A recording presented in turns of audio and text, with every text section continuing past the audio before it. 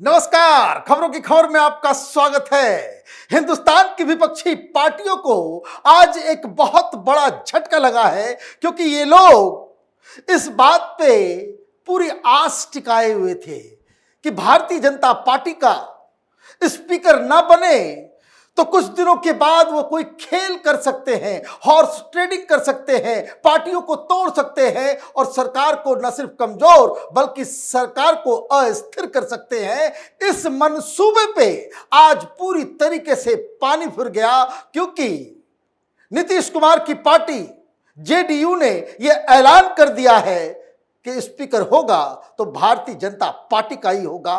और अब ये कंट्रोवर्सी इस तरीके से उसका अंत होगा, उससे कांग्रेस पार्टी, आम आदमी पार्टी, ममता बनर्जी, ये सारे लोग बौखला गए हैं। ये लोग जो सपने देख रहे थे कि सरकार ज्यादा दिन तक नहीं चलेगी, कभी भी गिर जाएगी, इस मंसूबे पे पानी फिर गया है। क्या खबर आई है? In the wake of the opposition India blocks constituents, the Congress and the AAP suggesting that the JDU and the TDP, key allies of the ruling BJP-led NDA, must push for their nominee as the new Lok Sabha Speaker. The JDU said it will support any candidate chosen by the BJP for this crucial post. What Congress is doing is diversion. It is uncalled for. It is a convention that the largest party in the ruling coalition takes a call on the speaker. Whatever decision the BJP takes, we will support it, JDU National General Secretary KC Tyagi told the Indian Express. Those invoking 1998-99 must understand that in that government there were a dozen parties. This is not the case here, Tyagi said. पानी फिर गया। उम्मीद लगा करके बैठे हुए थे कि नीतीश कुमार पलटेंगे, नीतीश कुमार कोई प्रॉब्लम क्रिएट करेंगे। खबरें छापी जा रही है कि नीतीश कुमार मंत्रिमंडल के संख्या और जो विभाग जो दिए गए हैं दोनों मंत्रियों को, उससे वो जेडीयू वाले नाराज है। लेकिन आज पोजीशन क्लियर हो गया। 26 तारीख को नए स्पीकर का चुनाव होना है। स्पीकर बहुत ही शक्तिशाली पद है जिसके फैसले के ऊपर सुप्रीम कोर्ट भी सवाल खड़े नहीं कर सकती। और यह इसलिए इंपॉर्टेंट है क्योंकि कोalition गवर्नमेंट है और जिस हिसाब से विदेशी ताकतें, फॉरेन एजेंसियां, हिंदुस्तान विरोधी ताकतें हिंदुस्तान को डिस्टेबलाइज करना चाह रही है, वो अब नहीं हो पाएगा क्योंकि स्पीकर का फैसला सर्वमान्य होगा, आखिरी होगा और इसलिए कोई भी शरारत विपक्ष नहीं कर पाएगा। और ये सारी चीजें वो इस आस पे लगाए हुए थे कि टीडीपी वाले और जेडीयू वाले अगर ये कहें कि नहीं उनका हो और बाद में हम इन पार्टियों को तोड़ लें, अपनी तरफ मिला लें, प्रलोभन दे दें। चुनाव हारने के बाद कांग्रेस पार्टी की तरफ से, इस इंडी गठबंधन की तरफ से खबर आई, केसी त्यागी ने खुलासा किया कि प्रधानमंत्री पद देने को तैयार हो गए थे हिंदुस्तान को डिस्टेबलाइज करने के लिए। ये इनकी राजनीति का काला चेहरा है। खुलेआम कह रहे हैं कि कुछ दिन इंतजार कर लो, फिर बाद में हम पार्टियां तोड़ेंगे, हॉर्स ट्रेडिंग करेंगे और बहुमत को अल्पमत में साबित करके मोदी सरकार को हटाएंगे। ये इनकी मंसूबे थे। लेकिन आज ये क्लियर हो गया कि अब हिंदुस्तान में जो लोकसभा में जो नए स्पीकर बनेंगे वो भारतीय जनता पार्टी का ही होगा। और यह खबर किस लिए आ रही थी आप देखिए, इंडियन एक्सप्रेस की खबर है। ये लोग कह रहे हैं कि नहीं, देखिए पिछली बार भी जो विपक्ष क्या कह रहा है कि भाई अटल बिहारी वाजपेयी सरकार के दौरान टीडीपी के पास लेट मिस्टर बाल योगी, उनको बनाया गया था टीडीपी को अपना स्पीकर देना चाहिए, बाद में वो खेल कर सकते हैं। और सरकार गिर गई थी। किस तरीके से इन लोगों ने अलाउ किया था, जयललिता पलटी और उसके बाद भी जब संख्या नहीं पूरा हो रहा था तो उस समय उड़ीसा के गिरधर गमांग चीफ मिनिस्टर थे।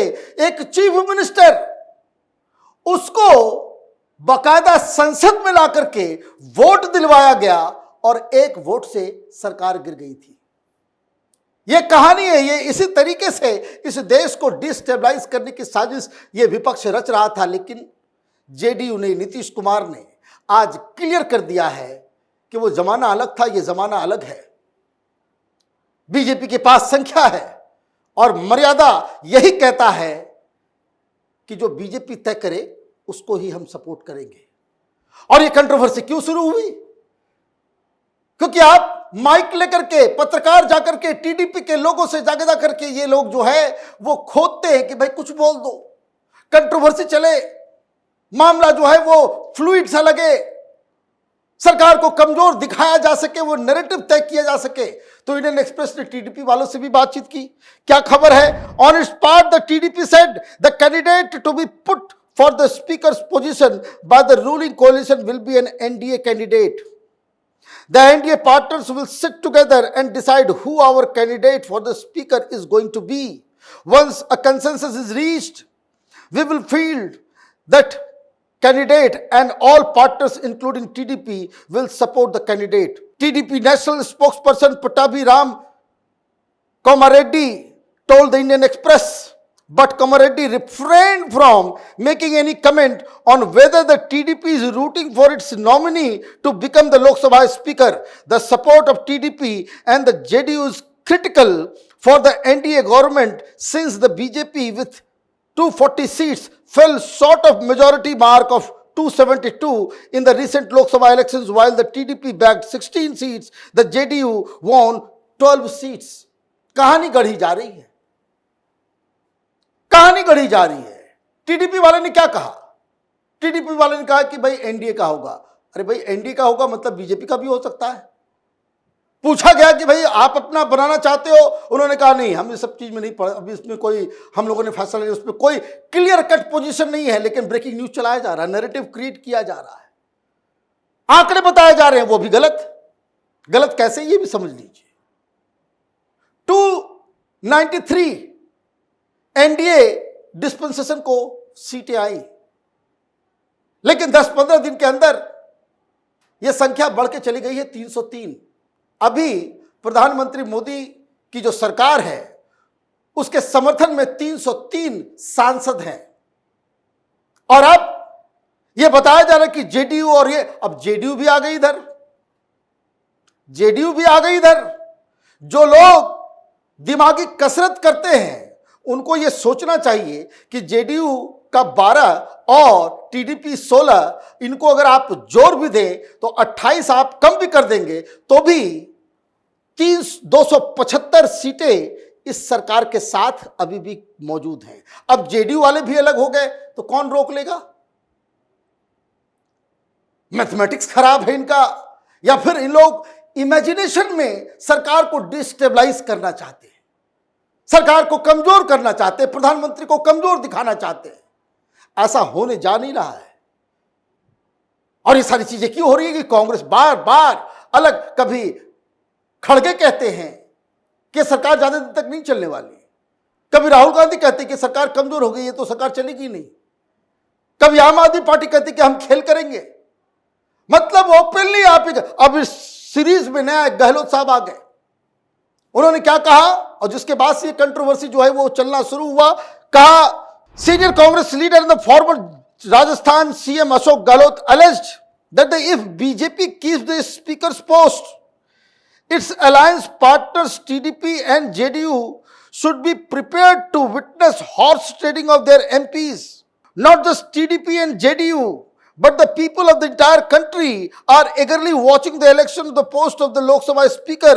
If the BJP does not have the intention to do anything undemocratic in future, it should give the speaker's post to one of its allies. If the BJP keeps the post of the Lok Sabha Speaker with itself, the TDP and JDU should be ready to see horse trading of their MPs, Gehlot said. वाह, क्या बात है। 2 साल आपकी UP की सरकार चली, ये मौनी बाबा को आपने प्रधानमंत्री बना दिया, गांधी परिवार का गुलाम प्रधानमंत्री के कुर्सी को कलंकित करता रहा। स्पीकर आपने अपने अलायंस को दिया था, स्पीकर किसके पास था? स्पीकर कांग्रेस पार्टी का ही था, बस किस लिए? आपके पास तो 240 भी नहीं था। जब यूपीए 1 बनी आपके पास 145, यूपीए 2 बनी 206।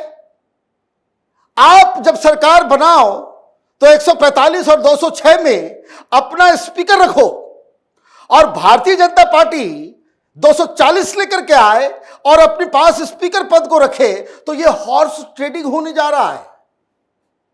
भाई आप कहते क्या हो वो आपको खुद को सुनाई देता है। कांग्रेस पार्टी हार के हताशा में पूरी तरीके से फ्रस्ट्रेटेड हो चुकी है। इनका सपना टूट गया है और सत्ता से अब ये 15 साल तक बाहर रहेंगे, इस गम में ये छटपटा रहे हैं और इसके लिए कोई भी कुकृत्य करने को तैयार है। ये जो विपक्ष की तरफ से ऐलान किया जा रहा है, स्पीकर के पोस्ट पर कंट्रोवर्सी क्रिएट की जा रही है, ये खुल्लम खुल्ला देश की जो जनादेश आया है उसके तो खिलाफ है ही। साथ ही साथ ये ऐलान है कि हम आगे आने वाले दिनों में हॉर्स ट्रेडिंग करेंगे, पार्टियों को तोड़ेंगे, सरकार को डिस्टेबलाइज करेंगे। हिंदुस्तान को डिस्टेबलाइज करने की साजिश ये विपक्ष कर रहा है और जेडीयू ने जो फैसला लिया है वो हिंदुस्तान को मजबूत करने वाला फैसला है। अब आप घंटी बनाते रहो, कुछ नहीं फर्क पड़ने वाला। जेडीयू ने पोजीशन ले लिया है, भारतीय जनता पार्टी का ही अगला स्पीकर होगा। आप देखते रहे कैपिटल टीवी। हमारे वीडियोस को लाइक कीजिए, शेयर कीजिए और हमारे चैनल को सब्सक्राइब कीजिए। धन्यवाद।